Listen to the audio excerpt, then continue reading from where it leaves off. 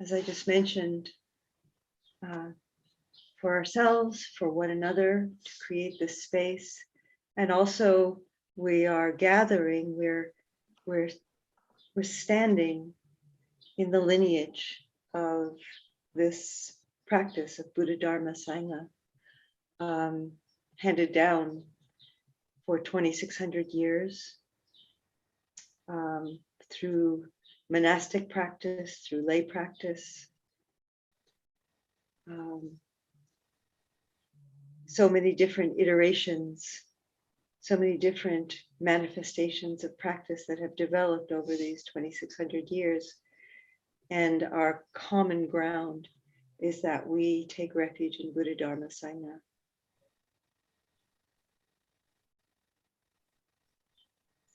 And that the way that we take refuge is we do think of the lineage, and we think of the Buddha and the teachings that he taught in his lifetime, and how they have been handed down from, as it said in the Zen tradition, from warm hand to warm hand, like that's a living tradition. And the Sangha, the people, the communities. And we also, very, very importantly, these refuges are inner refuges as well. That when we take refuge, we are remembering Buddha as an embodied presence of awakening, awake awareness that's always available to us. And we are taking refuge in the Dharma, not as something that's, spoken or written that we have to somehow obey or memorize, but it's a living awareness of, what is this Dharma in this moment? How is this Dharma revealing itself to me? This Dharma of non-clinging, this Dharma of deeply understanding impermanence, and how suffering arises through trying to cling to what is ungraspable, and also that this deep insight into non-self, that we're not separate, permanent, enduring selves. We are who we are. What we are is interconnected, dynamic, changing, flowing, emerging, always emerging.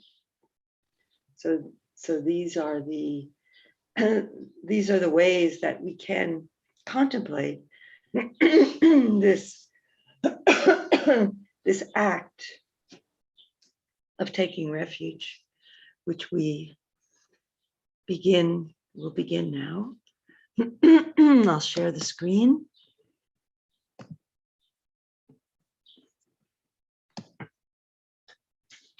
So please feel welcome to excuse me.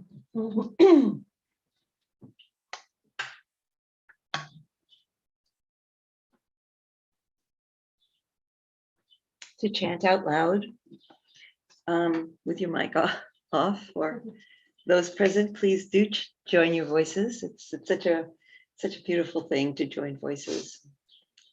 So let's do that. Namo tassa bhagavato arahato samma sambuddhassa. Namo tassa bhagavato arahato samma sambuddhassa. Namo tassa bhagavato arahato samma sambuddhassa. Buddhang saranang gacchami. Dhammang saranang gacchami. Sangham saranang gacchami. Dutiyampi Buddhang saranang gacchami. Dutiyampi Dhammang saranang gacchami. Dutiyampi Sangham saranang gacchami. Tatiyampi Buddhang saranang gacchami. Tatiyampi Dhammang saranang gacchami. Tatiyampi Sangham saranang gacchami.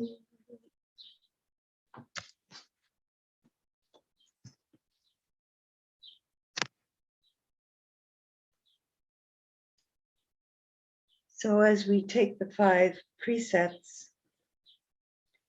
I'm going to pause at the end of each one. Just reflect on what does it mean to refrain from destroying living beings? What comes into your heart, your mind, and also the positive iteration of that. Like, how can I support life?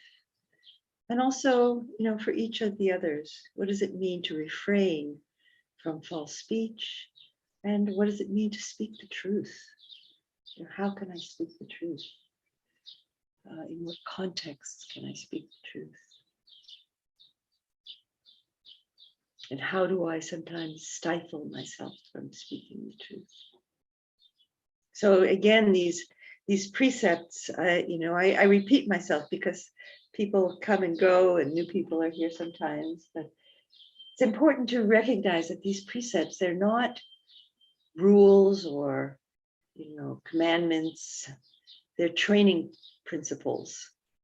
And so they're ways to bring mindfulness into our lives, and they're ways to practice non-harming to ourselves and to others.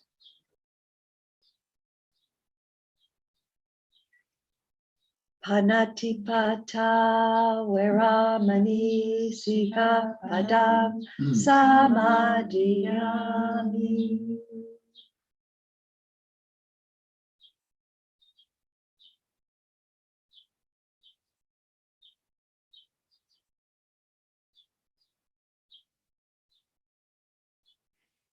Adinadana Veramani Sikapadam Samadhiyami.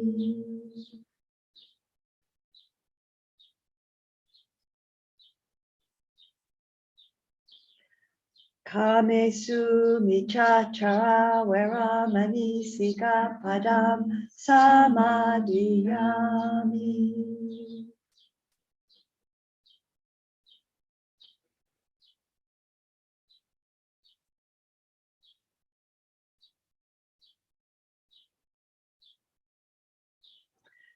Musawada Veramani Sikapadam Samadhiyami.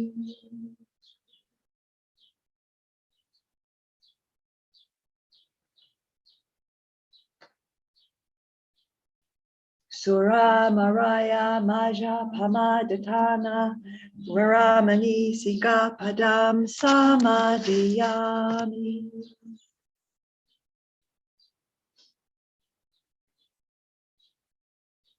Ida Misila Magafala Nyanasa Pachayo Hotu.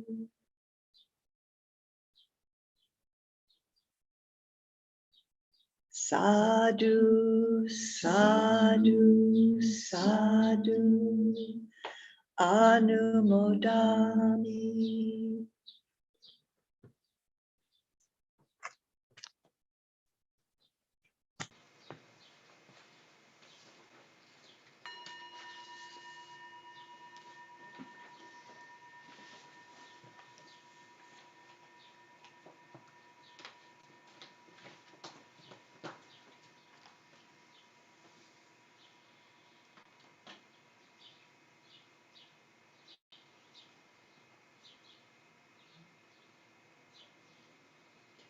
I invite you to find your seat for meditation. And so as we began, everybody took a seat or took a posture, perhaps lying down or perhaps standing up. And as we begin the formal practice of meditation, you might just sway back and forth, feel your sits bones. You might find a sense of balance, that feeling the spine if you're in a sitting posture, in a chair or on a cushion or bench, that lifting in the spine. If you're lying down, just feeling an alignment of the spine.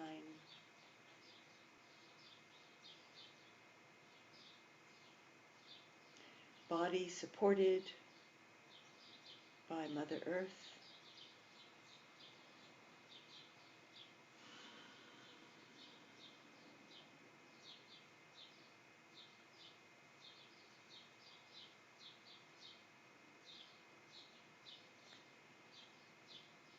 Letting go of the inner tension that we tend to hold in the body. Letting go into the earth, letting the earth receive the contraction of the body, and at the same time finding that balance of alertness and alignment and an upward, if you're sitting, an upward energy, an energetic movement upward through the spine, through the crown of the head.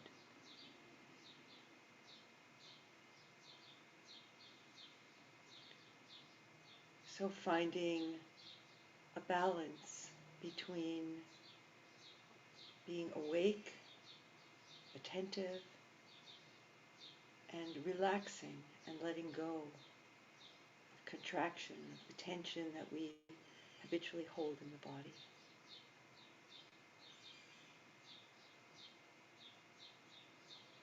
And as we let go and relax, arrive in our seat, we can find that we're more present.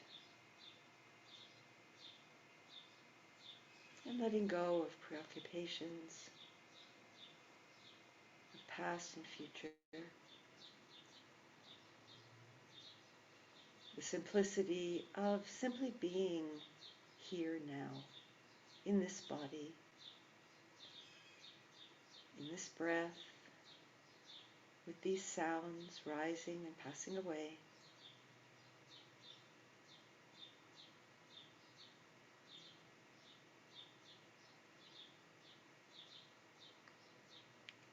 Welcoming all that we bring. Maybe bringing sadness or a feeling of not being enough, or irritation, or anxiety. Sometimes as we arrive in the body and let go of physical tensions, these energies still linger. And so we can make space for them. They don't need to be obstacles. We can make space for them as what's here in this moment with us.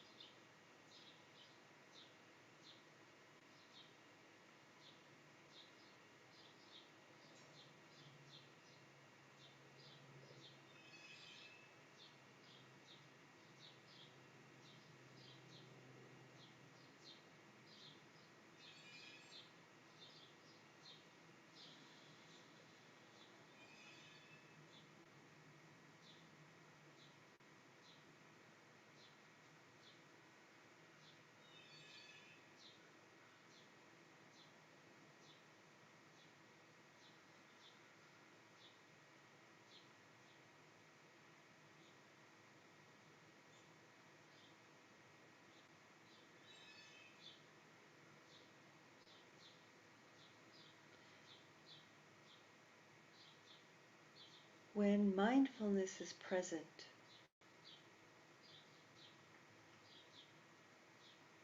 we have the capacity, we have the space to choose. Mindfulness gives us an opportunity to discern what will lead to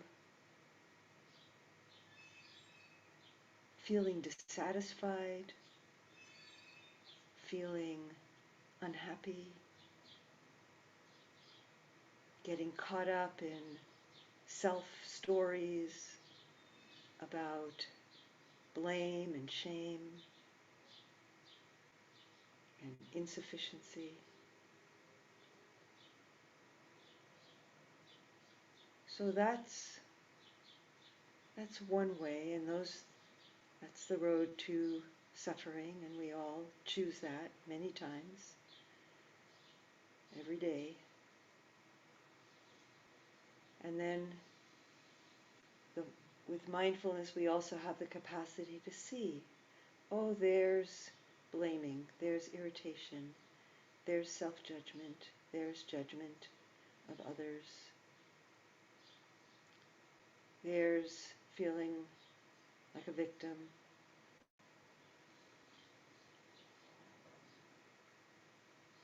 And letting go. And allowing ourselves to inhabit the space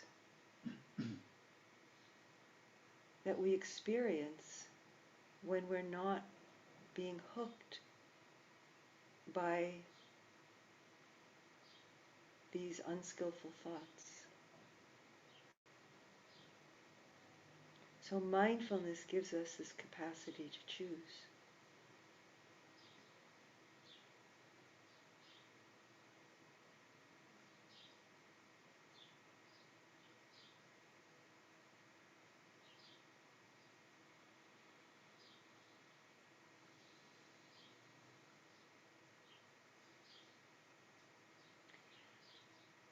And each time we choose to let go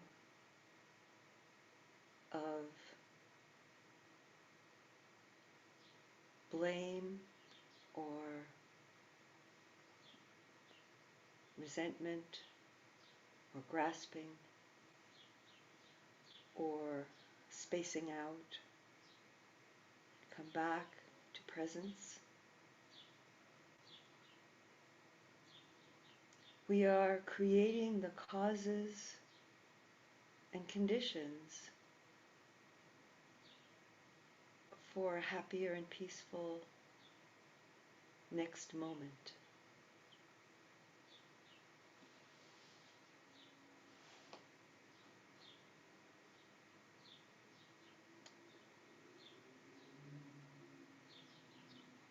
And this is the part of karma, the part of cause and effect, that we have some degree of control.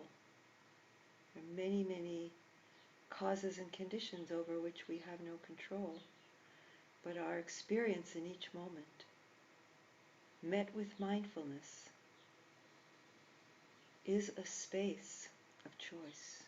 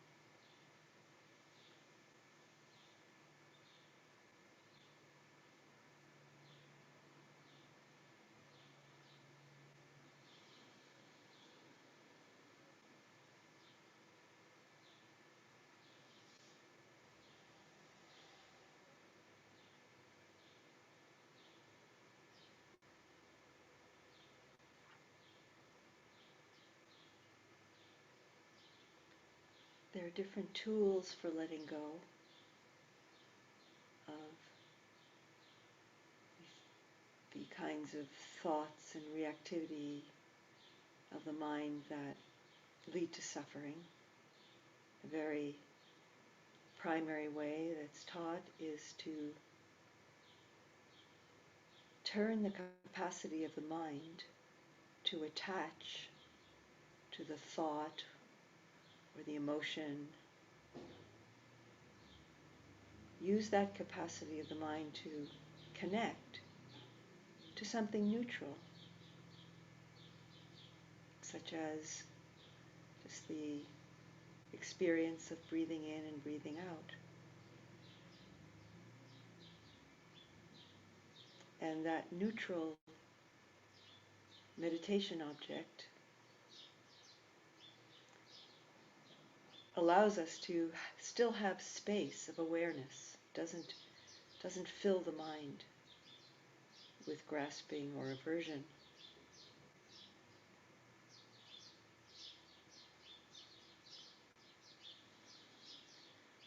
Another way is to turn mindfully toward the thought or the emotion or the fantasy or the sensation that is the occasion giving rise to reactivity, and to observe it mindfully.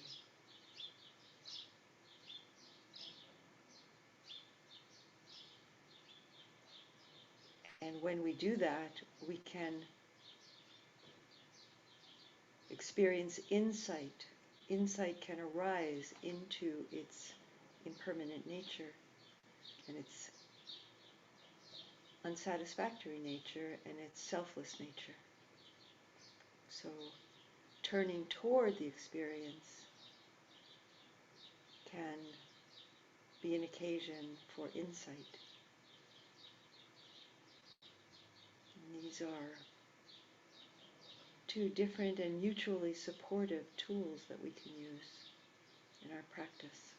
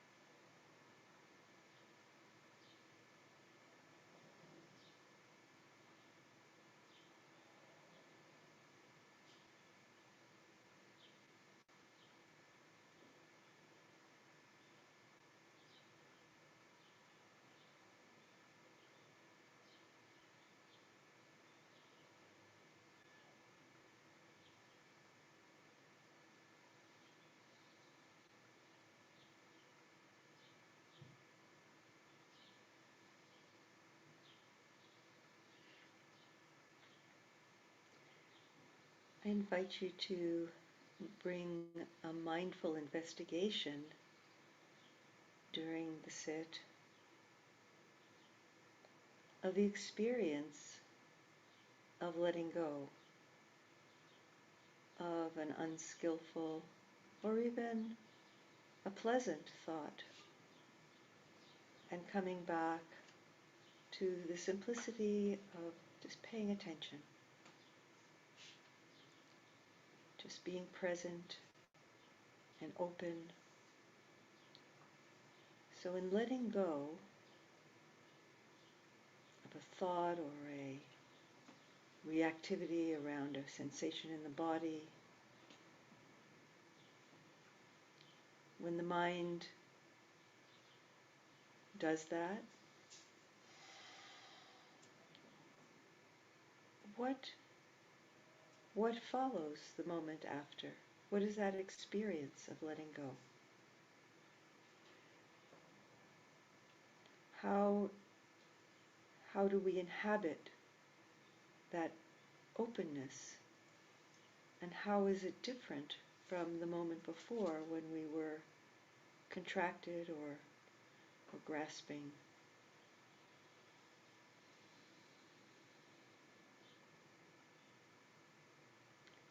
And allow the mind and body to embody, to inhabit the space of letting go.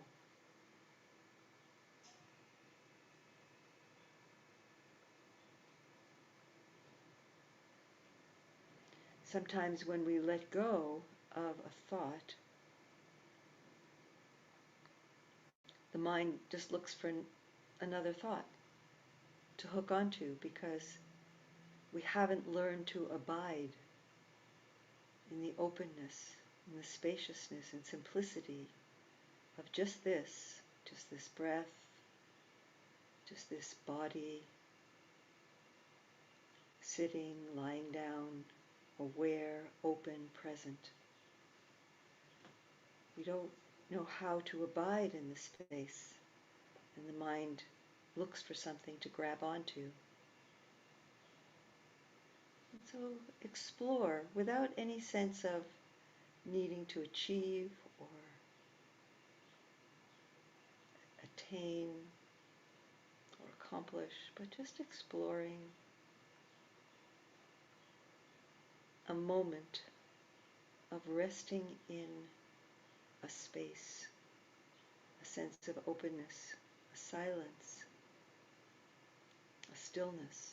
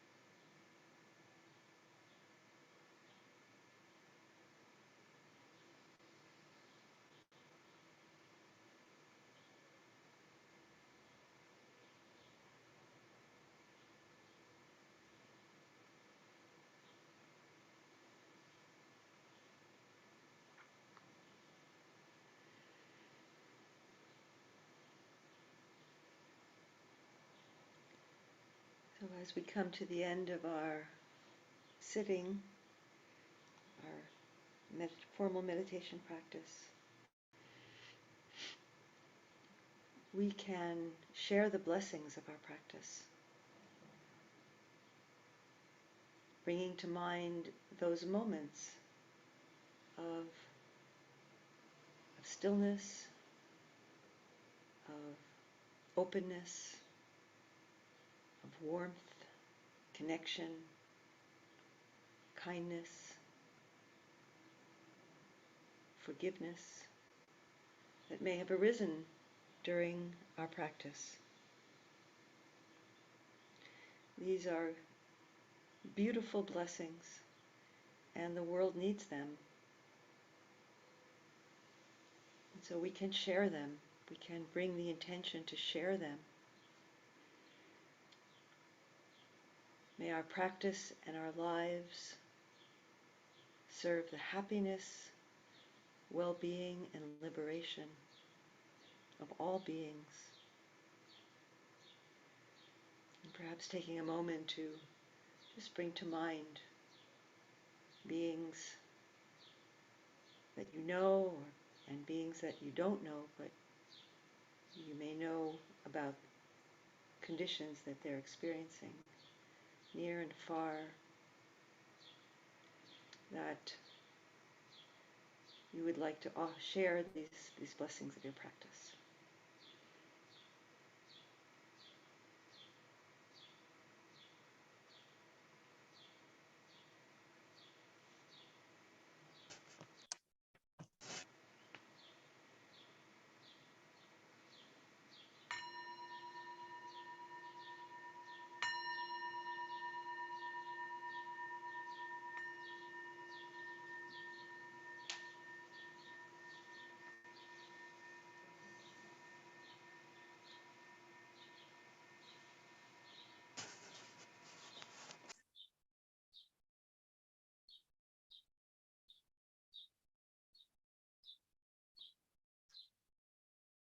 So please take a minute to release your posture, and if you want to stretch, just take a minute, and then I'll give a short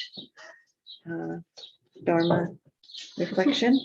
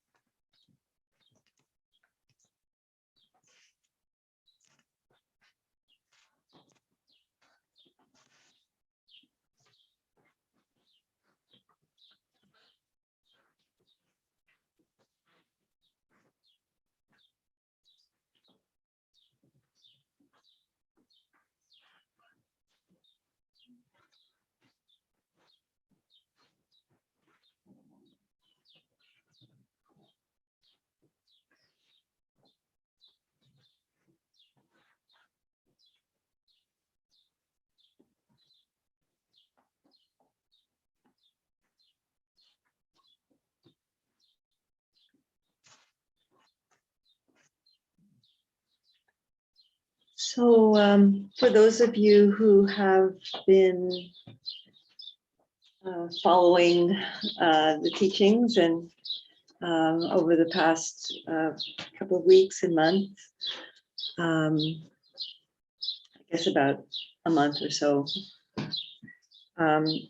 we've been looking at the Eightfold Path using Bhante Gunaratana's book, 8 Mindful Steps to Happiness. I mean, I'm just roughly following some ideas that he puts forth in the book. I'm not kind of closely basing my reflections on the book, but if you want to have a text that you can use to kind of continue your own exploration of this topic, it's a good one. And so we're still kind of staying. I began about, I guess, 3 weeks ago talking about right view, right understanding. which is the first of the 8 steps. And so in the book, Bhante Gunaratana talks about, he uses the expression, the term right understanding, and he talks about it in 2 aspects. So one aspect is understanding cause and effect. And the other aspect is understanding our experience in terms of the Four Noble Truths. So it's kind of interesting because you kind of begin with, and these right view and or understanding, and then the second step, which is called right intention or right thought or wise thought. Right is kind of, it's not used so much these days in translation because it sounds right and then it's wrong, but sort of wise thought is, or skillful thought, skillful intention. So these are these first 2 steps are considered the wisdom factors of the Eightfold Path.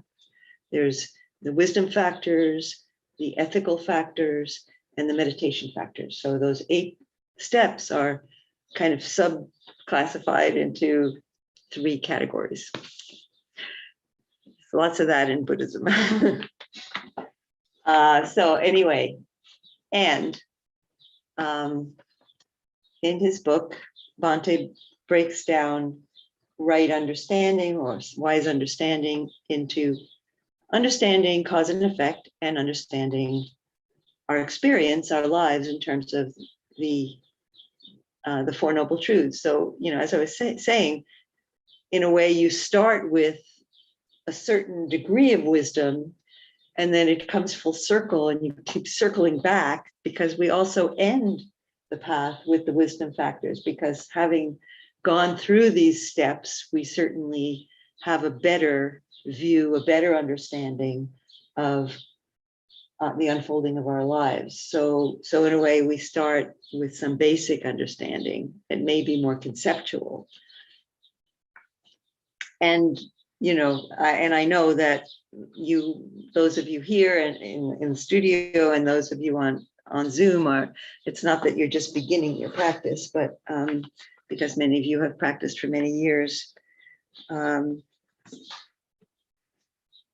So I was talking today about cause and effect, and I was in terms of the guiding of the meditation, I was inviting you to look at cause and effect. Like cause and effect or karma is very, very important in our practice, because if there's no truth to cause and effect, then we have no efficacy to become free, right? We have no ability to free ourselves from being caught in the patterns of reactivity that we habitually fall into. So cause and effect is really really important, and it's and this view of cause and effect, it's not a belief.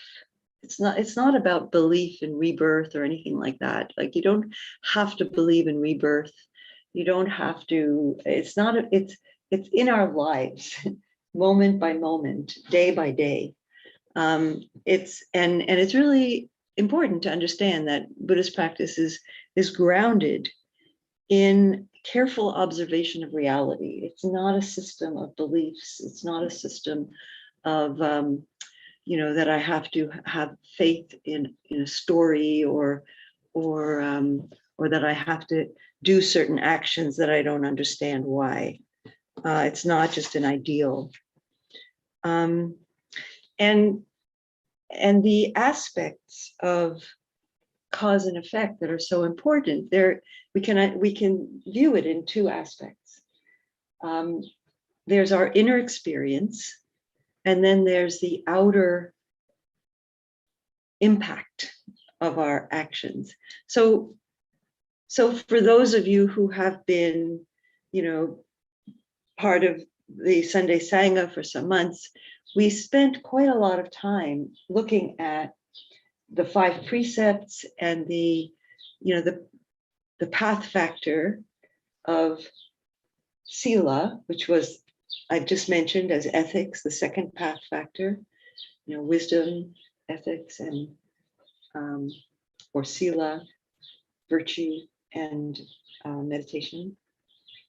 So we spent quite a lot of time looking at the precepts, and we're going to go back and revisit them, maybe from another perspective.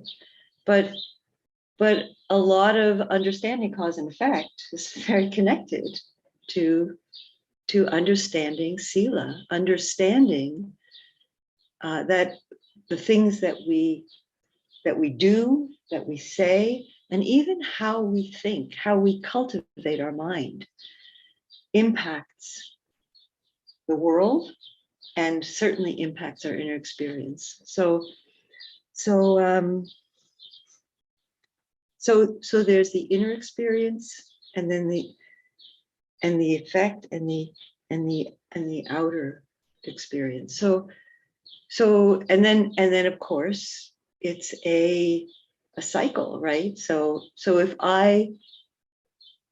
I feel annoyed at something that my spouse does, for example, and then I kind of speak sharply and kind of just give vent to that annoyance, right?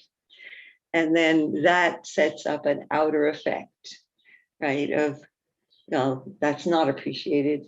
I get back, and I get it back. I suffer, but I also suffer even from the experience of giving vent to that anger. It's like, and mindfulness is so key.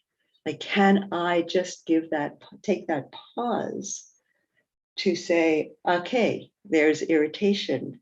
There's okay, I don't prefer that you did it that way. And how can I express that? Or do I need to express that? Is it important to express that? So that choice that I was talking about in the meditation, we have a choice. So is this important? Do I need to express that? And if so, how can I do it so that maybe it can be constructively received? And just that simple pause and giving space and taking a breath.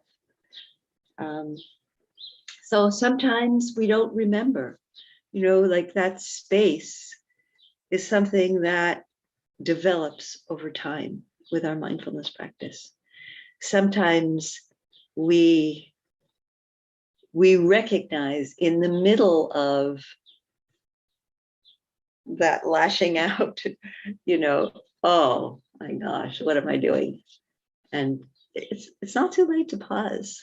It's not too late to say, okay, wait, hang on, I'm reacting, I'm overreacting, or just let me take a breath. I'm sorry. Saying I'm sorry. And it's not too late after. In fact, the Buddha talked about, if you see that you have caused harm, if you have a thought of causing harm, if the mindfulness is present and you're aware of it at the level of thought, just stop, don't do it. If you are in the midst of thinking or saying or doing something that you recognize as causing harm, stop. Don't do it. Make amends. If after the fact you realize that you have been thinking or speaking or acting in a way that is causing harm, then take stock of the harm that we've done and try to rectify it. And he gave this very pith teaching to his own son, Rahula. And it's just such a simple and direct teaching on ethical practice and on cause and effect. So recognizing, that like sometimes we do something, and this is not to encourage scrupulosity. Like scrupulosity is a kind of a pitfall of spiritual practice in which we get so meticulous and caught up in the details, like,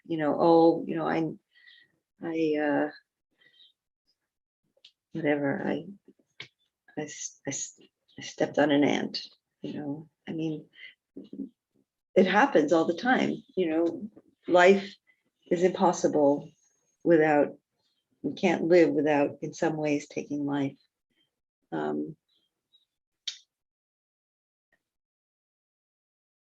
So, but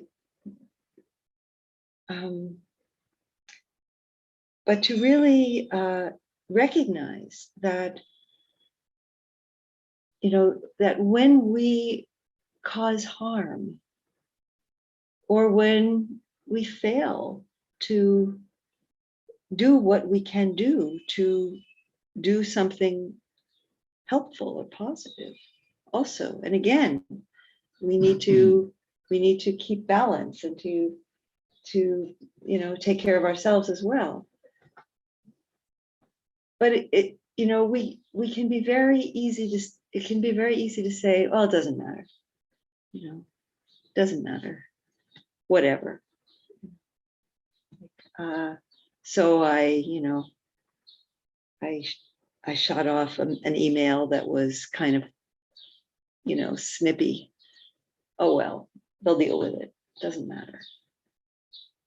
And yet it matters, whether or not it matters to them. Maybe it probably does, but it matters to us. It does matter on some level. And when we deny our own sensitivity to how it does matter to us, we're cutting ourselves off from our chitta, from our wholeness, the wholeness of our heart. And so this is, so cause and effect, it matters. In studying the Zen precepts, one of the things that is talked about is nihilism. Nihilism as like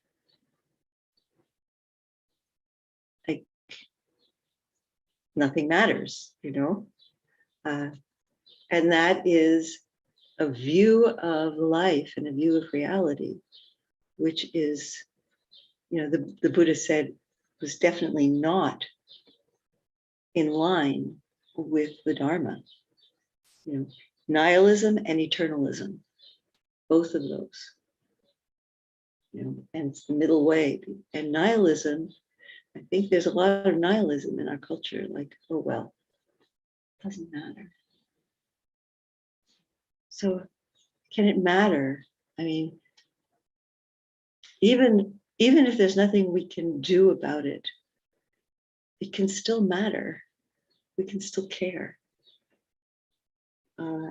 And at the same time, it doesn't mean we have to carry it as a burden. We can acknowledge that it matters. So I think I'll stop there. And stop recording.